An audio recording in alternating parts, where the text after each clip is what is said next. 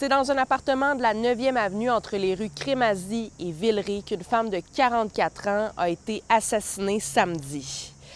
En arrivant sur place, les policiers ont découvert le corps d'une femme inanimée qui comportait des marques de violence faites avec un objet tranchant. On a juste entendu, dans le fond, je sais pas si c'est la mère ou la tante ou quelque chose, mais c'est clairement quelqu'un qui était proche, qui a vu ce qui s'était passé, puis elle criait. Là. C'est pas mal ça. Qu'est-ce que vous avez entendu Est-ce que vous avez entendu des mots?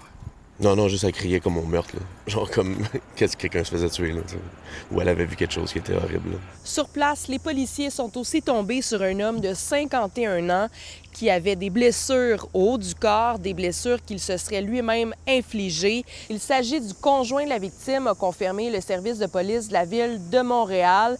Et il est pointé comme le principal suspect et repose actuellement à l'hôpital dans un état stable, mais n'est pas encore apte à comparaître. Pour cette voisine, ce drame familial lui rappelle de douloureux souvenirs. Well, for myself, I've been a victim of violence. I actually survived in 2019. And seeing this,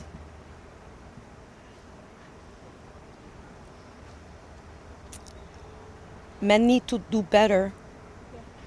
I know women can also be in that circumstance, but men need to do better. Ce meurtre dans le quartier Saint-Michel serait le 12e féminicide à survenir au Québec cette année. C'est 2 de plus que l'an dernier et 2026 n'est pas encore terminé.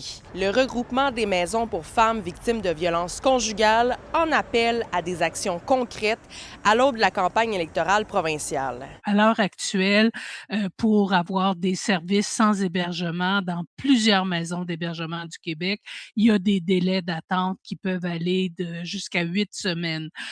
Aussi, on voit qu'une demande d'hébergement sur 2 et ne trouve pas de réponse. Donc, on souhaite vraiment que les parties s'engagent à faire en sorte qu'on soit capable de mieux répondre aux victimes. L'enquête se poursuit et la prochaine étape est la comparution du suspect de 51 ans qui est actuellement toujours hospitalisé. À Montréal, Élie Mercure pour Nouveau Info.